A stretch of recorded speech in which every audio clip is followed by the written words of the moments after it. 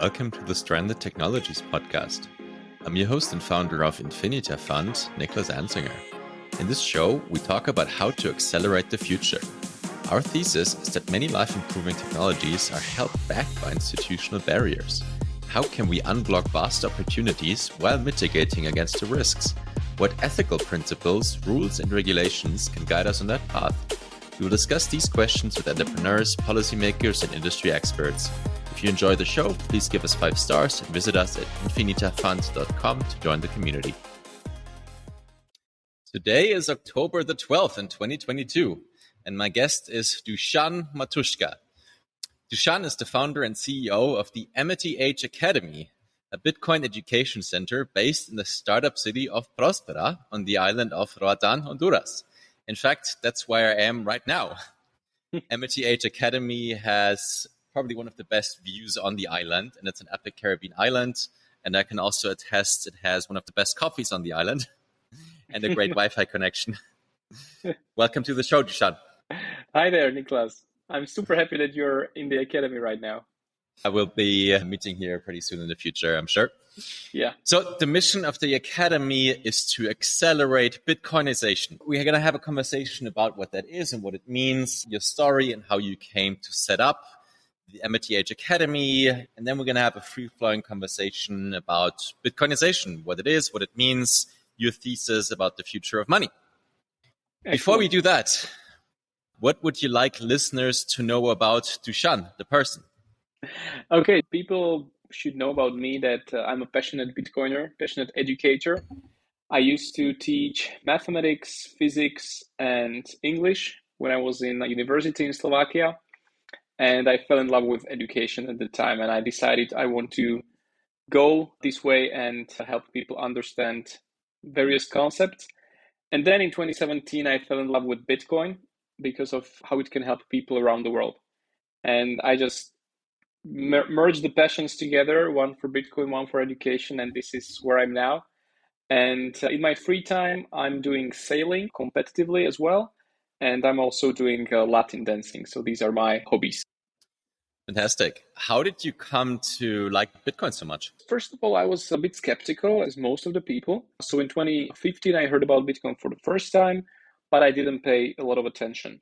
I really dismissed it immediately. And for me, it was like some scammy project. And then in 2017, my friend Peter told me about Bitcoin. I was like, oh my God, Peter, it got you as well. I trusted you that you will not fall for scams and so on. But Peter was telling me not about the price, but more about how Bitcoin can help where economies doesn't have bank structures, or like they don't have these brick and mortar banks where you can go to. So where people handle only cash, they need to travel 3 hours to pay for their electricity bill. So this was for me really fascinating, how Bitcoin as an open network without permissions, how it can help them to facilitate trade and to help them really be part of the global economy. And this is what got me really hooked. The whole philosophical concept of Bitcoin, the social concept of Bitcoin. And then I researched it more from the point of view of cryptography and mathematics. And I was just like, wow, this is amazing. So what happened then? How did you get from the country where you're from, Slovakia, to all the way over here in Central America, Roatan? Wow, so that's a pretty huge coincidence. The story started last year when our client who is mining Bitcoin with us, Robert, is our good friend of us. And Robert told me about an island in Caribbean, which is beautiful, which is amazing. And he was buying a land there. And I was like, what the heck? I've never heard about Roatan before. And Robert was sending me pictures and videos of beaches and the palms and everything. I was like, oh my God, it's really beautiful. So we decided to come with my girlfriend and also with my colleague and his family. So we came to Roatan first time this year, 2022, in March. And we spent there about 10 days. So we were just traveling around from east to west, just enjoying the beaches, enjoying the people and the places. And really coincidentally, a few days before my visit to Roatan, I figured out there is something called Prospera Summit going on. And so I checked Prospera website, but my first impression was like, oh, this is some kind of a scammy project, because I saw a bunch of these crypto islands and these initiatives. So for me, it was like, oh my God, this is just one of them. And I was like, oh, okay, I don't care. But the date of the summit was exactly the same week when we've been on Roatan. So I said, okay, it would be really like bad not to go to check it out. So we registered, we sent pictures and informations, and I think I was communicating with you at the time. And what got me hooked, and I think maybe that's the reason why I came in the end, was that you posted all the bios and pictures of people that were attending on the website or in the PDF. And I was like, oh my God, there are really interesting people coming there. But I was still a bit skeptical. I was expecting coming to some green area with one little tent and like few geeks hanging around. But when I came to Prospera, I was like, oh my God, what is this? I was like, the beta building was standing, all the people were there, 50 or 60 people around, amazing talks, amazing people. I was like, oh my God, I was super surprised by that. And so I came to, on the day, we had these presentations that we can present something that we would like to do on the island. So I was really thinking about, should I present the academy that I'm planning to, because we had it a few months in our minds already. I was like, okay, let's do it. So I did a presentation, and in the end, Eric was sitting in the front row, and he told me like, so Dusan, what are you doing afternoon? I was like, yeah, I'm going to snorkel with my girlfriend. He said, okay, before you go snorkel with your girlfriend, let me show you one building, because if you like it, from July, you can have it and you can start the academy there. I was like, wow, that's amazing. And he took me to the place where you're sitting right now, the Sky Building, but currently named AmityAge Academy. And that's one of the best views, if not the best view on the whole island, as you said in the beginning. And I got really hooked. I was like, oh my God, I want to be here. The place was beautiful.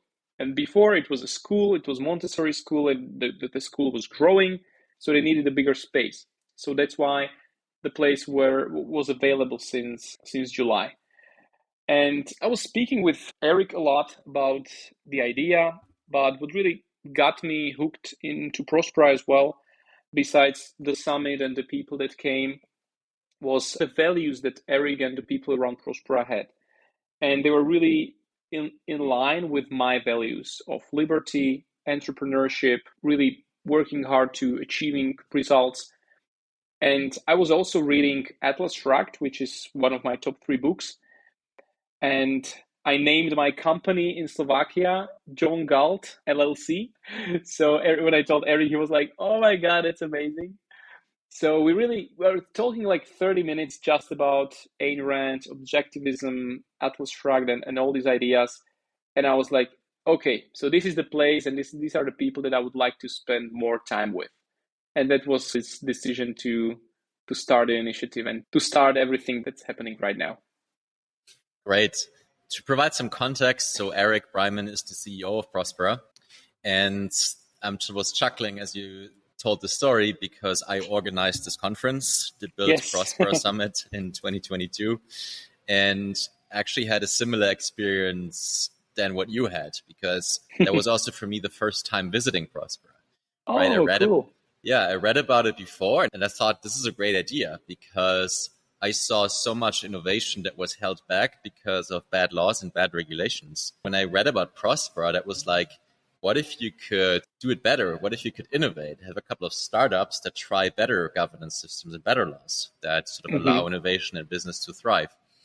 But I was also skeptical, like you were. And I think many people that hear about Prospera for the first time, or Bitcoin for the first time for that matter, had the same experience. That can't be right. It sounds like a scam. Yeah. But then I talked to a couple of people there and was like, this sounds interesting. So I went to check it out. And to properly get a sense of the place, I wanted to have this conference as a little journey for myself and other entrepreneurs. We can really get everyone out at Prospera, like including the founders, so we can learn as much about the place as possible. So that's what happened. And for me, I didn't plan that initially, but also for me, after that trip at the same conference, I pitched my idea of doing a VC fund. And same experience. Eric told me, okay, what do you need to make it work? And I didn't plan it at all. But then I was like, okay, I'm down. I just really fell in love with the community and the people here. And just the whole experience that it's so real. It's so there. There's buildings, there's people, there's businesses that are being created. It's not just a dream, it's actual reality. Which is also part of the reason why I want to recreate that experience for anyone who's listening. The Prospera FinTech and DeFi Summit 2022, which is the bigger version of that original Build Prospera Summit. It's on November 18 to 20. Go to infinitafund.com to sign up. The AmityAge Academy will feature as part of the program. So we're going to have the grand opening to the public there. Yeah. Looking forward, man. Looking forward. Like, we want to do an opening of the place. And when the FinTech is there, when is the better time to do it than during the FinTech week? So why the name AmityAge? So the name AmityAge came to us last year when we were thinking with Gabriel, with my colleague, like what Bitcoin really means to us. And we came to conclusion like Bitcoin for us is a tool for communities and humanity to work together, to cooperate. So it's a tool for friendship and fellowship. And the word amity in English means friendship and fellowship. So by focusing on Bitcoin and doing Bitcoinization, we want to bring the age of amity, the age of cooperation, the age of humanity, fellowship, and this. So that's why the name AmityAge. And we wanted to have a mascot for the company. So we created little Amity Nakamoto, which is a granddaughter of Satoshi Nakamoto. And that's the little face that we have in the logo. So that's little Amity. And when we are having tough times with Gabriel, thinking hard about obstacles and problems, sometimes we ask ourselves, dude, so what would Amity do? Let's ask Amity how to move forward from here. So that's why AmityAge, and that's why our logo of Amity Nakamoto. So who knows better about Bitcoin than the granddaughter of Satoshi? Exactly. Tell me a bit more about your vision with AmityAge Academy and your vision for the future of Bitcoin and how you want to contribute to it. So when I was really thinking hard about what Bitcoin means to us or means to me personally and how I would like to contribute, I really realized that the best thing I can do is to educate people about it, because that's what I love. That's my passion. And so in Bitcoin, you can do a lot of things. You can code, you can trade, you can do whatever. But my mission is the education. And I wanted to really have grander goal that would be unreachable in just short time. So it would need a different approach to achieve that. I decided to educate 100 million people about Bitcoin by 2030, and that to have a deadline and to have a measurable number. That sank in. 100 million people by 2030. Very measurable. Yeah. And when people are asking me like, okay, so how are you doing? Or how can you do that? Every time I answer, like, I'm leaning on the power of exponential function. So I'm really believing that the last 2 years will be the most crucial ones of this goal. So the first years is more like setting up the infrastructure and just really doing a lot of work, and then it can exponentially grow. How I decided to do that is more like educating educators. So really helping teachers that or educators that would love to educate Bitcoin, to help them, give them resources, know-how, public speaking skills, and all these kind of things that you need as an educator to really teach people in your community. Because then we can create this ripple effect or this multiplication effect. And if we can create 1,000 or 10,000 educators, and each of them will educate 10,000 people, we can get to really high numbers after that. So this is the idea, because just by myself or just by one entity, I don't think we can do it. Maybe we can. But the general idea is to really help educators in the communities. Because what I learned from Czech Republic and Slovakia, where I'm based right now, there is one YouTuber, Bitcoin YouTuber, that grew really rapidly. And he's a local, and he's doing it with kind of the local culture, and he's not pretending to be somebody else. He's just himself. And this is what people love, because they feel that this is somebody from their community. And when he is explaining Bitcoin, he's really, okay, this is one of us. Because on the live stream and on the YouTube, he's just drinking a beer. He's just being himself. And if he would do a Bitcoin podcast or a YouTube channel in English, I don't think that he might have this kind of traction. So I realized, I think the locality and decentralization of education is super important. Everybody is doing it a little bit differently, knows the culture, the local culture. And I think this is what really can create the big ripple effect of education, because the more people, the more Bitcoiners there is, I feel it's like a pillow, like a safety net for the economy, for the people, and for a big monetary bubble that I think will explode sooner or later. And the Bitcoiners can create this pressure on the governance as well, but they can also trade peer-to-peer without the necessity of the government overlooking. So I think the more Bitcoiners there are, the better the world will be, the more free the world can be. And this is the vision that I have for Bitcoin and for the Academy. And AmityAge Academy, we want to be the vehicle for this change. We want to be the ones that will be a catalysator for this change. Great. That gives me also a good segue to advertise another conference we're doing here, which is probably just a week after I released the podcast, the Education Summit in October 28th. Nice. Also on the website. Yesterday, I spoke to Edward Lunny from Higher Ground Education, who has a Montessori school here in Prospera. He's great. And he also told me about, he's a great guy, and he told me about your children's book that explains Bitcoin that is available in that school. Can you talk a bit about that? Yeah, it's a really amazing book. It's called the Bitcoin Money Book, which is written by Michael Keras, and I did a Slovak translation because I fell in love with the book. It was about 2 years ago when my friend, she's a teacher, and she was searching for material about Bitcoin for kids, and she couldn't find anything.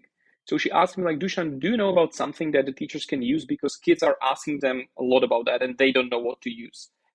And I said, I have no idea, but I will research that. So I started doing the research, and then my friend recommended me, oh, this is a Bitcoin money book for kids, and I think it's good. I read it.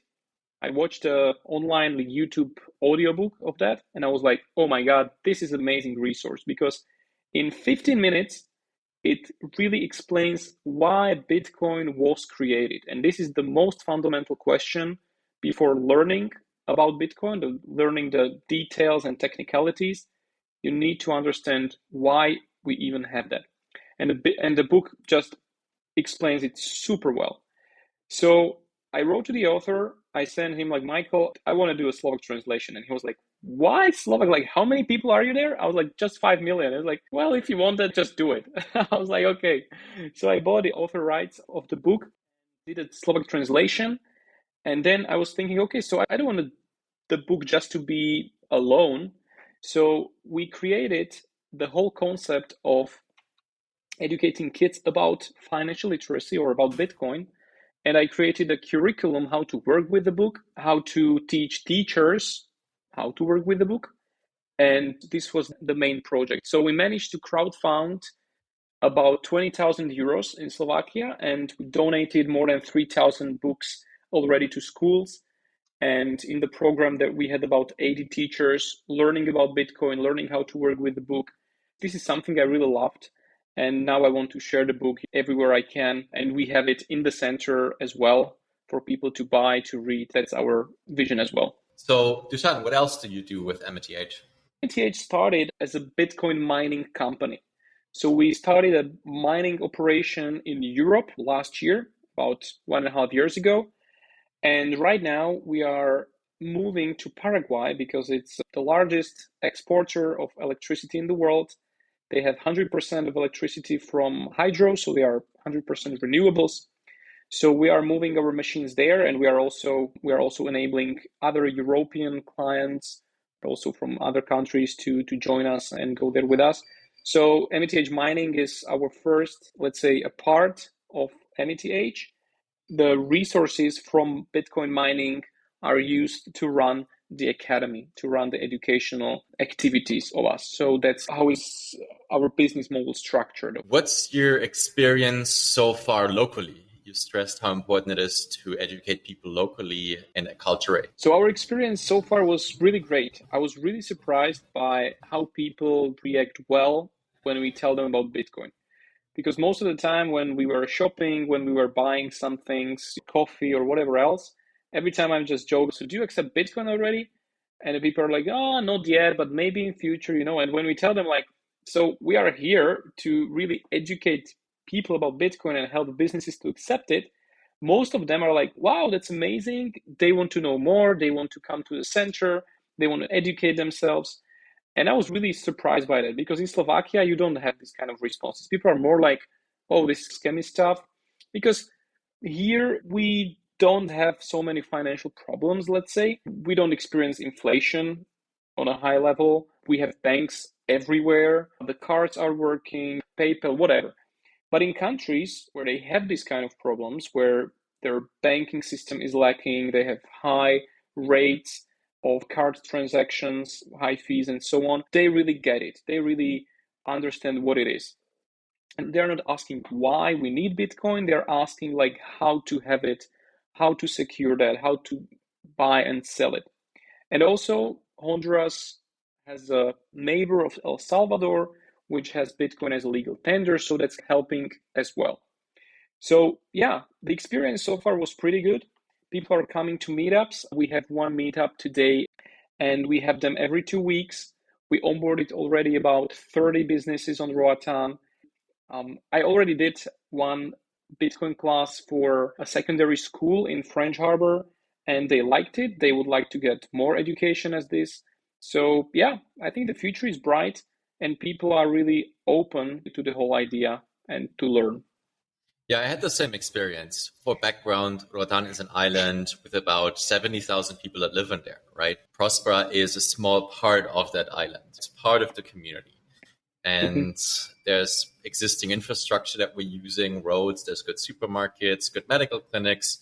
Unfortunately, the situation isn't that great when it comes to waste management in schools, but that's something we want to work on and improve. Prospera has helped the neighboring village get a better sanitation and sewage system.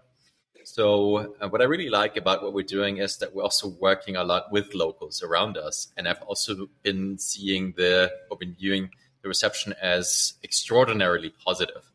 What few people know is that most people on the island of Roatan speak perfect English. Like sometimes you hear someone on the island in a store speaking perfect American accent English, right? Because it used to be a British colony. And when I tell people about it, they're like, oh yeah, that's great. It creates jobs. And oh, I want to also learn more how to do my own business, create a website. Can you help me? I just love the island and its people on it. Yeah, I agree with that. It was also How for me super surprising. It's super English speaking island.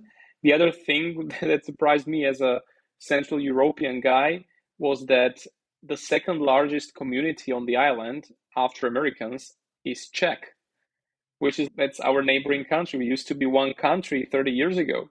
I was like, what are Czechs doing on Roatan? Well, like, what the heck? And there is a Czech village. There used to be a Czech brewery. I was like, oh my God, I need to really go there and to research that because this was fascinating. How do you think the next 10 years will look like, both for AmityAge Academy, for yourself, and for Prospera? How will it look like 10 years into the future? As I told you, I'm a big fan of exponential function. Our brains cannot think in exponential way. We are only thinking linearly. So whatever I say, that's going to be in 10 years, probably not going to be in 10 years.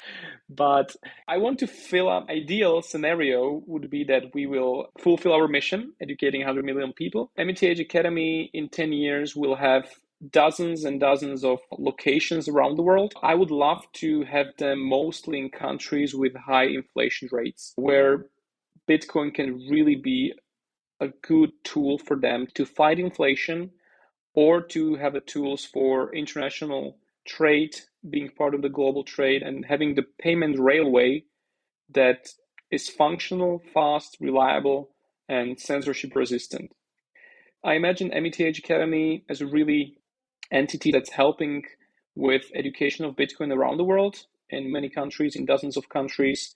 And we working on, let's say, something like franchise model where we can give the tools and know how to create AmityAge Academy locally. We can give it to different people and they can have the same concept. So that's what I see for the AmityAge Academy. I think the Prospera will have dozens of hubs around the world in places that want to embrace freedom, they want to embrace better level of governance.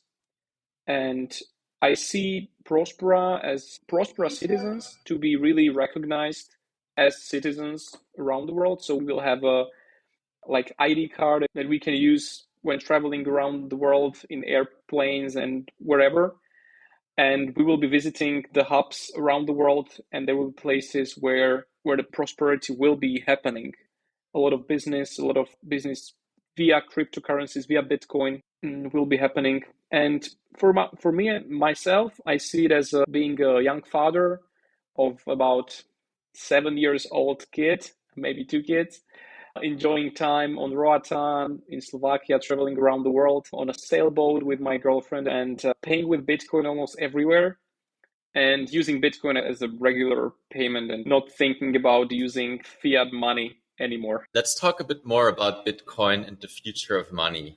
So my audience is probably more crypto literate, but you're probably educating a lot of people for the first time about Bitcoin. If you just had 3 minutes, what would be the key points you would want to get across about Bitcoin for someone who's initially skeptical about it? What really got me hooked about Bitcoin? And I realized that as the world moves forward, we cannot have a money that's controlled by small amount of people that can change the rules by their wish any day, and that they can create infinite amounts of money with the whip of a hand. And looking at the history of money, this is what the history is showing us. Almost all the forms of money that ever existed in the world since the beginning of time were destroyed by somebody's ability to create the money out of thin air or really easily. That created inflation or hyperinflation, and that erased the form of money. So for humanity to really work and progress in future and to be an interplanetary species, we need to have money that's digital and that's definite. We need to have a digital money. That's the first stepping stone. And when we're going to have a digital money, the question is, who's going to manage the money? And what if nobody can manage the money? What if the money can be managed by everybody in the world who can contribute to the security of money without anybody changing the rules? This was the founding idea of Satoshi Nakamoto and the cypherpunks about Bitcoin. And that's why I see that Bitcoin is the next evolutionary stepping stone in the forms of money. We cannot go back to gold because it's super hard to transport. We cannot fly with gold to Mars. It's hard to verify. And in the universe, there is almost infinite amount of gold. So we need to have something that's universally scarce and nobody can create more of it. So that's why Bitcoin. And as well, we need to have money that somebody cannot stop, which means that anybody can transact with anybody. We need to have money that's censorship resistant, that cannot be seized from you, that the account cannot be blocked. All these functions, the Bitcoin have them inside, already programmed. So I believe it is the next stepping stone in forms of money, and the security it has, the network effect, all these variables as an open source approach, all this makes it the hardest and soundest form of money that we experience so far. And the second best is gold, but the first best is Bitcoin so far. I don't think we will find something better. I think if there will be some technically better coin, it will never get this traction because it was created after the discovery of Bitcoin, after discovery of this digital scarcity. So I don't believe in cryptos in general. That's why I'm a Bitcoin maximalist, because I believe Bitcoin will survive and maybe something else, but the other protocols will be more used for maybe different approaches, different things. But if you're speaking about money as a tool as a language of value, I think we already have the winner, but it needs to manifest in the real world, and it will take some time. And that is how I see Bitcoin. And that's a tool for freedom. That's the most peaceful way of fighting against the financial tyranny. And that's the most peaceful way of how to express your disagreeing of how the financial world is working without going to protest, without throwing Molotov cocktails to the crowds or to a central bank. Just opt out of the fiat system into Bitcoin, and you can trade peer-to-peer without anybody stopping you. And that's revolutionary. I entirely agree on the digital money aspect of it. The best argument I can think of against it is that the fiat or the dollar system, at least, worked relatively well for a time since the 1980s in what's called the Great Moderation, when you had independent central banks and very moderate amounts of inflation. But it also changed recently. We see much higher amounts of inflation and of money printing. And also most of the world has not experienced that. So it was mostly parts of the developed world that experienced low and moderate inflation. And you already made the case that in many parts of the developing and emerging world, you have very high rates of inflation and governments that are much more abusive when it comes to using money. Would you add anything to that debate? One thing that came into my mind, and maybe people know about it, maybe not, is with Bitcoin, you can be your own bank. And the story that came to my mind is what happened in Lebanon a few weeks ago. So the guy, he had about $100,000 in the bank, and he needed $50,000 to cover the cost of care for his father because he was diagnosed with the illness. He came to a bank and they didn't give him the money. They told him, we will give you $200. And he said, no, I need this money for my father. So what he did, he came to the bank with the gun and with the gasoline, and he told to the bankers that if they don't give him his own money, he's gonna burn himself alive there. It was a big drama for about 6 hours. And first they wanted to give him like 2,000. He said, no. Then they proposed 10,000. He said, not at all. And then they agreed on $35,000. While the drama was happening, there were like hundreds of people outside of the bank supporting this guy and calling him a hero to really express the desperation that's happening in Lebanon, because the inflation is like in 90% during the last year. And people are realizing that their money in the bank are not their money, that it's bank money, and the bank decide how much of that they will give you. And this is, I think, something that we need to also realize. And people living in countries, maybe when they don't have a bank account or where they experience something like this, they already know that. The people who are living in Europe, for example, we're thinking like, oh, this will never happen to us. But once it happens, then you realize you're screwed. When we don't have a plan B, when you don't have a life raft, something like Bitcoin or physical gold or whatever, then you're really in a big trouble. How people can think about Bitcoin or about digital currencies in general is this is a tool where you can be your own bank, and that's super important when you need it. Until you don't need it, you think it will never happen. But once it happens, you will be super happy that you have this plan B. A couple of other counter arguments or skepticisms that I hear towards Bitcoin.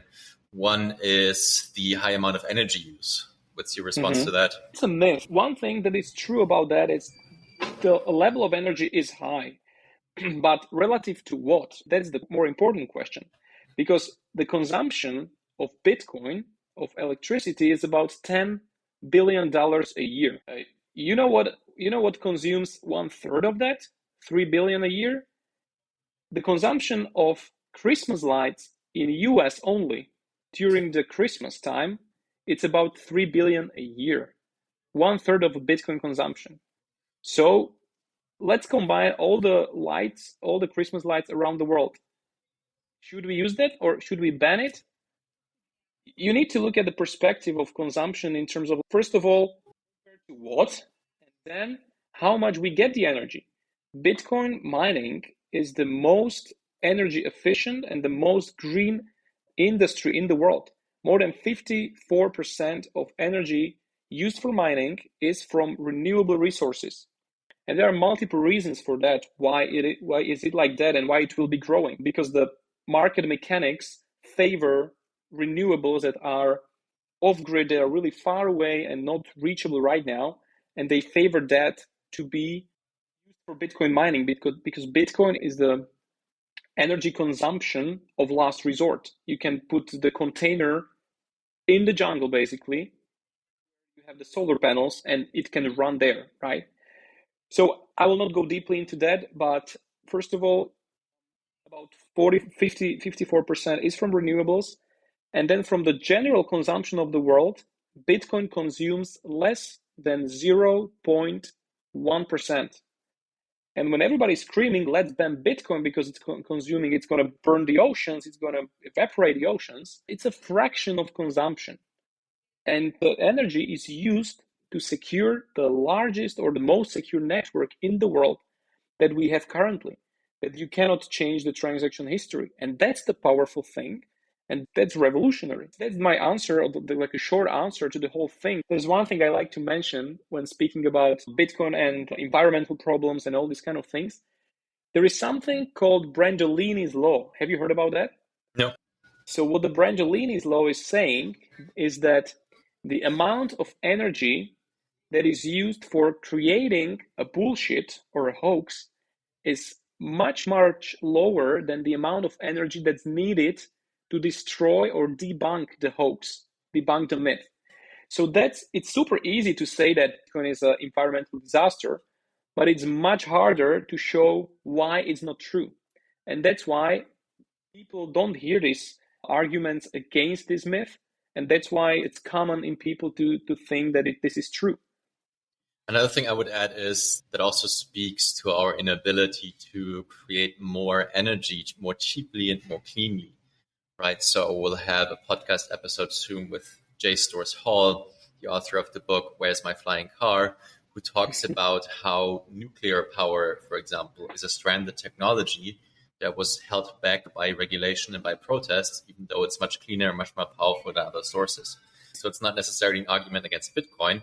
It's an argument for thinking harder, or when it comes to producing more energy more cheaply and more clean. Another thing that I'm curious about, what about the Bitcoin whales? So Bitcoin was initially started like a private initiative and people could buy certain amounts of Bitcoin, right? So it's not like there's an sort of that represents the real share of production that different people have in the economy. It represents an initial investment risk that some people took. Doesn't that mean that it could be skewed towards a few people? I understand that people are maybe afraid that these whales can move the price, or they are angry that some people have thousands of Bitcoins and they don't. One thing is that they took a risk in the first days of Bitcoin, and they spend their time mining, they spend electricity, they spend time learning about it, and it was an investment of their time, of their energy. Of course, it took much lower amount of energy to mine Bitcoin at the time than today, but that's the risk thing about that. Because this is the same approach as saying that investors in a company, they don't or they shouldn't have dividends because they are not the one that doing the hard work.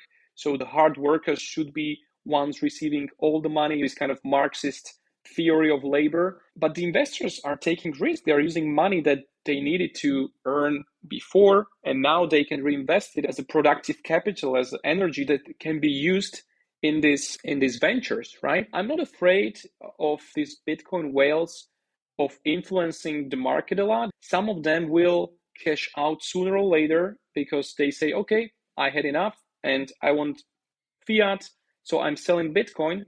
And I think that's good. And why I think that's good is that every time when somebody is selling Bitcoin, for example, when the price is dropping and people, the weak hands are selling, who is buying? Only people who know what they're buying are buying Bitcoin at the time. So to the buyers, because you cannot sell to the exchange, you cannot sell to the vacuum. There needs to be a counterparty on the other side. And this counterparty, when the Bitcoin is dropping 10% or 20%, the counterparties are the ones who understand what Bitcoin is And so the Bitcoin is moving to the people who really knows what it is and what's the value of that. Not the current exchange rate, but the value for future. And also when people think that these whales can move price a lot on a short scale, on a short time scale, yes.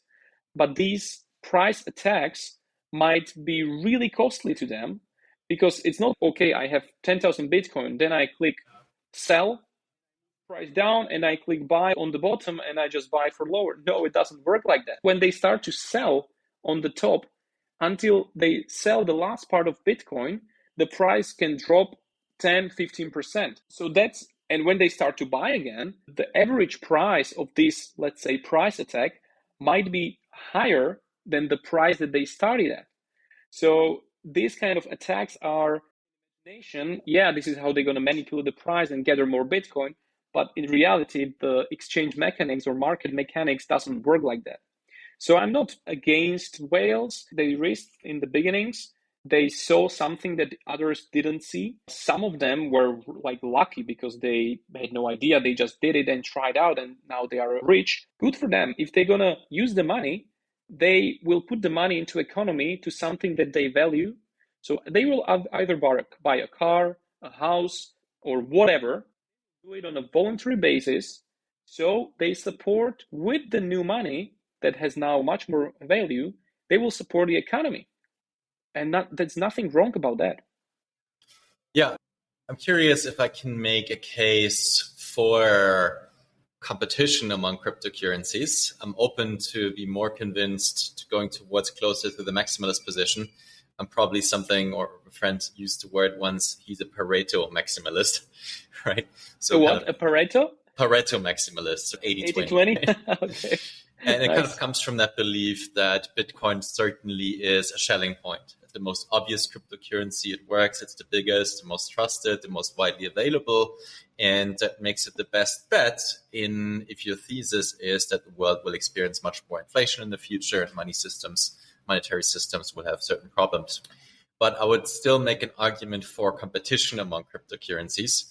And the argument is based on the concept of transaction costs, right? So what I think the blockchain is ultimately doing, it's basically putting Moore's law against or behind the technology that can make trading of tokens, or a different word for it would be property rights, almost zero transaction cost.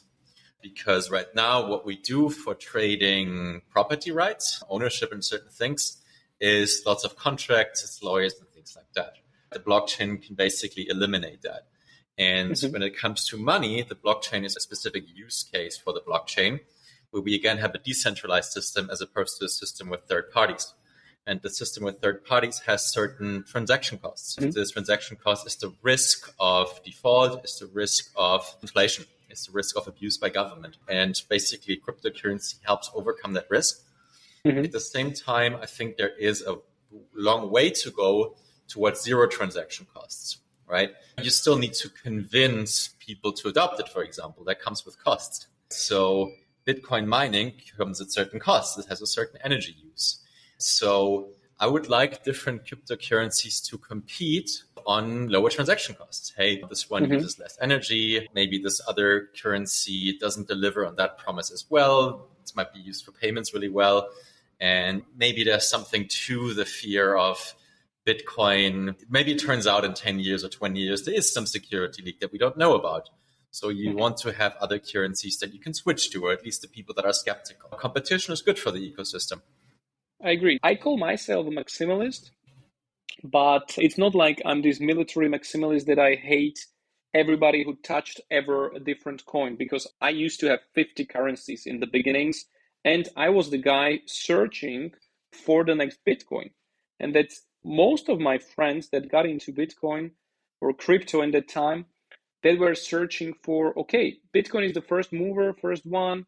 What's the next? What's the next generation? Because it's every time it's like the first one is there, he opens up the market, and then the newcomers will just get better and faster and more reliable. It took me a few years to understand it. With money, it works a bit differently than with a lot of tech sector and tech industry. And it's the same as with languages, with measurement units, with units in general. But I will get back to that. So also a huge fan of competition. And that's why I'm like, okay, let's have everybody freely compete on the market of the best currency. And I think that's good. And I'm against any regulations stopping people to develop currencies. If they want to, let them have their shot. What I don't like, and that's happening a lot in the ecosystem, is like a lot of fraud and really scammy marketing is happening and promises that are not true. Because most of the people in the crypto space are newbies that don't know how the blockchain works actually. What's the difference between, or what are the drawbacks and trade-offs between decentralization and block space? And a bunch of these things that I had no idea before when I was first days, first weeks and months in Bitcoin. And for them, doing marketing that's scammy, they don't see that it's scammy. And this is what I don't like. When there are projects that are honest and they are competing honestly, that's what I like. What I see is happening, and in the world of open source, anything that really makes sense will be adopted or can be adopted by Bitcoin. It will not be adopted on the first layer because that's not efficient for security purposes, but it will be adopted on the second and third layers. We can synthesize any asset that you find price oracle to. We can synthesize it on the Bitcoin Lightning Network over DLC contracts, which is big thing. Right now, recently, a few weeks ago, a Taro was announced, a protocol that allows to create any asset, any tokens on Lightning Network, and you can root them basically almost for free. When we speak about competing on a level of transaction fees, let's not compare Bitcoin as a first layer, but let's compare the second layer, because the second layer is optimized for scalability, for transaction fees, and it's doing really great there. It's used pretty well, and it's growing because when we want to do low transaction fees on the first layer of blockchain, it means we're gonna have the blockchain grow super fast, or it can be DDoSed, so it can be clocked with really almost free transactions, so the block space will rise. So there are a bunch of trade-offs, and this is what a lot of people are not realizing. But again, have people have a competition, a free competition, but without scammy tactics, without scammy marketing, without frauds. This is what I don't like, and I point to that every time when I see that. And it's happening a lot in DeFi, in NFT segment. That's why I'm not a big fan of that. But I'm a big fan of competition. And when I return back into what I said in the first place, the competition in the money, I think, and the history is showing us that humanity is converging to one tool, to one form of money that has the best values or the best features the money can have. And historically, for thousands of years, it was gold because of the reasons that we know: scarcity, divisibility, physically, chemically stable element, and so on. And we have the same, for example, with languages. Humanity is slowly converging into smaller and smaller amount of languages. Why? Because it's efficient for people. We are limiting the transaction costs of various nations by communicating with the same language. Look at us. We are having a podcast in English. My native language is Slovak. When I'm going to have a kid, I want to teach them English and Spanish, for example, but I'm not going to force them to learn Polish or Bulgarian, although they might be nice languages. But the network effect of that language is super low, and the energy used to teach that, to learn that, it's the same, maybe even higher than learning English and Spanish. And the same we have in units of measurement, of weight, of whatever. Imagine if every country have a different measurement units, different meter. It's super inefficient for humanity. We have right now, let's say, two major measurement units, let's say yards or inches and feet and meters. And even this is really weird. I'm coming to Roatan, everything is measured in inches and feet. I'm like, oh my God, it's super hard for me to think with that. If the humanity will have one measurement unit, how efficient could that be? And the money is the same category as languages, measurement units, kilogram units, whatever units, right? It's efficient for humanity to have one really like a language of value, because otherwise you don't need to do all these calculations to lempiras, dollars. The only reason why we have so many currencies is because every state wants to have the monopoly of the currency, and they are not allowing free market on that. If we allowed a free market on money, in dozens of years, in a couple of decades, we would end up with 1, 2, maybe 3 major currencies, major forms of money, and that's it. Because people need to decide which money they're going to use, and they're going to use the ones that has the most network effect, has the most security, and they don't care about all these nice features. We have Esperanto as a new language, which might be super efficient, but how many people speak that? It doesn't make sense to learn Esperanto, because even though it might be a great language, you cannot speak with almost anybody. It's more like a hobby to learn that. So the English and the Chinese, because of the size, maybe will win with the Spanish, and we will see how the world will develop on this. There's a difference between Bitcoin becoming the only or the most widely used currency and Bitcoin as this digital gold alternative, right? We had currencies that were backed up by gold, but you weren't doing payments in gold, right? Yes. And I think there's a case for that to be made, right? I sympathize with that Bitcoin as digital gold thesis because it is the most trusted. It is a selling point. It's been around for so long. There's no competitor even near or close. But at the same time, I do see local advantages for using other currencies. Like, for example, again, convincing your community to use it, right? Or building a new organization that's using kind of a currency in their way. There's a big advantage to having these currencies being backed up by Bitcoin. But why would you do that? What benefit gives you a new currency that's backed by Bitcoin? It all goes down to transaction costs, right? So you have different levels of technology, different levels of literacy and acceptance and credibility of a currency, right? To be able to transact Bitcoin on a daily basis with payments, say in Brazil, you'd have to convince millions of people to use it. That comes with certain costs. So maybe and someone needs to do it. So maybe it is easier for them if they say, hey, we're not going to use this thing, we're going to use something else. We're going to use like the Florianopolis coin or something like that, or the Miami coin, or whatever gives you more local credibility, whatever is more adapted also to the local technology, right? Because maybe people aren't that literate or want to use ATMs or smartphones or whatever. You need to build your own stack, and that stack comes with a certain cost.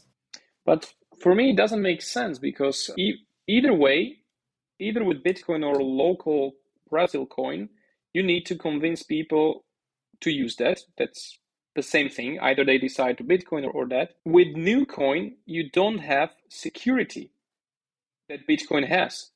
You cannot secure new coin just like that, because why Bitcoin is secure? Because there is so many miners behind it. That's the security budget of Bitcoin, which cannot be copy pasted. This is super important. It's the energy that needs to be consumed. So even though you can copy paste the code, you cannot copy paste the security of the currency. And then when you're doing the local currency, it means that you're limited to the local markets and the local economy. And when people want to go out of Brazil, they need to find somebody who's willing to accept this and give them Bitcoin. But what if that person says, look, Bitcoin is accepted worldwide. Why should I give you my Bitcoin for your local Brazil coin when I don't want to go to Brazil? So you're restricting people to use it on a small scale. I don't see any benefit to that. What I love the most is like letting people decide on themselves, letting it on, let's say, evolution or free market forces. And then it's beautiful to look at it. on the day-to-day interactions what money people will choose over time. And otherwise then like forcing, look, this is the new coin, you're going to use it here.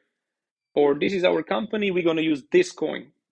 Why? I would love them to decide, guys, if you want to use different coin, just build it yourself. If you want to, I'm not going to force you to do anything. I used to be in your position or like with your mindset before, and right now I just don't see the benefit, because with Lightning Network, I don't know how much you use Lightning Network, but I use it a lot on a daily basis, and the transaction cost there, fraction of a cent.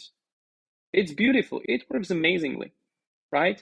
And it can scale to hundreds of thousands up to a million transactions per second, which was not tested yet on an empirical basis. But how it works, it's just great. And it works in layers. And the money in the past worked also in layers. We had gold, and as you said, then we had fiat currency. Why? Because moving gold was super inefficient. That's why we had papers that represented gold. And that was great. That was a great step. When it was one-to-one with gold and the gold was backed and redeemable for the paper, that system was a great system. But when the fractional reserve banking and 1971, Bretton Woods collapsed, and then we had a free flow of money, 50 years we're living in right now, and that's pretty messed up. But the world was converging also money into levels, into layers. First layer, gold. Second layer, dollar. Third layer, Visa and MasterCard, because what they do, they just move dollars. They don't have their own currencies. They just move dollars on a more efficient way. And this is what's happening with Bitcoin. First layer, blockchain, Bitcoin on-chain. Second layer, Lightning Network. But we also have state chains. We have liquids. We have different ways how you can move Bitcoin. And then we have third layers. So there will be multiple technologies inside of Lightning that's being developed right now. And that's a beautiful thing that's happening. I'm a big fan of stacking money into layers. And there is a beautiful book called Layered Money that explains the history of money and looking in various times of history how the layers were structured. And that can give also nice insights into what happened with money in the past. I think we're not very far away from each other. So we both agree that we have competition decide what it is. And I think that layered approach is also similar to what I was thinking, that Bitcoin is a digital gold that's underwriting almost any other currency or monetary systems on top. How the reality will look like under a free market is probably a question of flavors, and we're all investing differently. I'm again mostly also invested in Bitcoin, much more than like 80-20 or something like that. I want to pose another challenge though, and I think it's quite important, and that is the question of the risk of default. And there's a stupid way of thinking about that I want to refute before we kind of have the real argument. And that is, oh, Bitcoin is only driven by demand. It can be a flavor of the day. And people who bring that argument often don't think that, isn't that the same thing for other currencies? With the difference that you have the force of a government that's putting pressure on people to use it, right? Yeah. And these governments can default as well, right? We've seen the Arab Spring, even the biggest empires in the world, the Roman empires, have collapsed. You can all of a sudden have the belief in authority lost and also the demand in the thing lost. But I think that could also apply to Bitcoin, right? So there could be an event that makes people all of a sudden distrust it, see it as a bad thing, and it goes out of fashion. So I think the risk of default of Bitcoin, or for that matter, of any fiat currency or any future version of it, is never zero, right? I agree with that. There can be an event, and I spoke about it yesterday with my friends, that if there will be an event which will be super significant, I will let everybody know, all my clients, all my social networks, guys, this is super serious. And I might be at that time selling all my Bitcoin as soon as possible. And what that even might be, it might be some really critical vulnerability.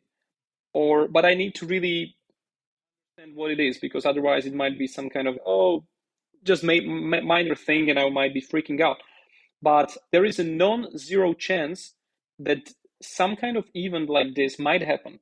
There might be a flaw in the mathematics behind Bitcoin, which is super low probability of that, but never zero. I don't know if I would call it a risk of default, because the risk of default is mostly connected to third parties, because the same argument might go, does the gold have a risk of default? What would you say to that? Yeah, in terms of credibility or demand. Credibility and demand, definitely. But what would need to happen that people that something about gold that we knew for hundreds of years would change immediately? Well, anything, because we know the maybe atom. because there will be a totalitarian government that dominates the world and uses gold as a mean of exchange. And then afterwards, that totalitarian government gets overthrown and gold gets branded as this bad and evil thing. Yeah, if it's just about like the marketing, oh, don't touch gold because it was used by somebody bad, yeah, that might be that. It's more like a cultural thing, because the money as a tool, it's a cultural concept, right? All the money that we had in the past, all the money that we will have in the future as humanity, will be every time something that we somehow agreed on, or somehow culturally or over time chose as a tool that represents value. So if it was gold, stones, shells in the past, every time some amount of people decided this is what we're going to use. Why? Because we cannot produce it easily. But the same thing happened in Africa, where the glass beads were used because Africans didn't have a glass industry. They used that as money because it was scarce to them. When Europeans realized that, they start to import tons and tons of glass beads into Africa, while taking a bunch of gold and resources out of that. Why? Because they realized it's super easy and cheap to produce that. So whatever form of money might be distrust in future, and there might be some kind of event happened, it will be distrusted. But if it's going to be more like, oh, some bad guy used this money, let's not use that, I don't take that as a solid argument. If it will be some kind of technical flaw in the protocol, that's different. There's this analogy, right? The argument against gold could be that you can seize it, right? That's the key security flaw with gold, right? So yeah, that's the analogy to Bitcoin, right? Yes. And yeah, that's the problem of gold, the physicality. Yeah, because it's seizable, hardly transferable. You cannot stack gold into internet cable and send it to Roatan, but you can do that with Bitcoin. That's why Bitcoin is building on the great features and characteristics of gold, and building on that while introducing new and better features. And that's why I'm a big fan of Bitcoin. But can happen some event that it will be discredited? It can happen. Definitely. There is non-zero probability, and I agree with you on that. But from all the currencies, I think it has the lowest probability. Yeah. But I would give that to anyone as advice, though, to think very hard what probability they give it of default. Is it like 10%, 5%, 1%, 0.5%? Because that's a critical factor in you making your investment decision, right? It's hard to predict. It's a game of guessing, right? Yeah, exactly. But then again, that applies to other fiat currencies as well. That applies to governments as well. That applies to almost anything. There's a statistics that's saying how often a fiat currency fails. Do you know what is the average lifetime of a fiat currency? Tell me. Every 23 years in the past, one fiat currency just was wiped out because of wars, hyperinflations, reforms, fails of the state. Every 23 years, fiat currency is wiped out, which will be the next one. There was a study done for 770 fiat currencies in the past. Out of that, only 22-23% are in existence. The rest failed. I couldn't agree more. My case for decentralized finance is 100% maximalist. And my case for Bitcoin is also very strong. It's just amazing that we have that technology now to create a better financial system, better financial guardrails. So for hundreds of thousands of years, that was exclusively a technology that was used and abused by governments with sort of the results that we're just describing. And now you can have millions of people around the world working on better solutions without anyone just from a technical perspective, being able to seize or interrupt that. And I think what Satoshi brought to us is a technological inflection point in history that can probably be compared to the steam engine or the use of horses or of gunpowder or of steel in human history. Just a technology that's fundamentally altered the balance of power, that fundamentally allowed new actors to arise. And I think that will ultimately shape our future. It's a marvelous thing. It's a marvelous invention. And I think what I used to say is, stay with us. It cannot be uninvented. The genie cannot be put back into the bottle. We need to live with that. We need to learn about it. And the best thing we can do is really embrace it, learn about that. Great. I would say Satoshi for the Nobel Peace Prize 10 times over. Yeah, definitely. Anything else? Dusan, we had an epic conversation learning more about AmityAge Academy, your work as a Bitcoin educator, your brand mission to educate 100 million people around the world in Bitcoin. We also learned more about Prospera and the island of Roatan. I hope that inspires more people to come here and check it out for themselves. It's not a scam. There's a thriving community of other entrepreneurs here. So join us November 18 to 20 at the FinTech and DeFi Summit in Prospera. Go to infinitafunds.com to check it out. Dusan, anything else you would like to drive listeners' attention to? How can they find you?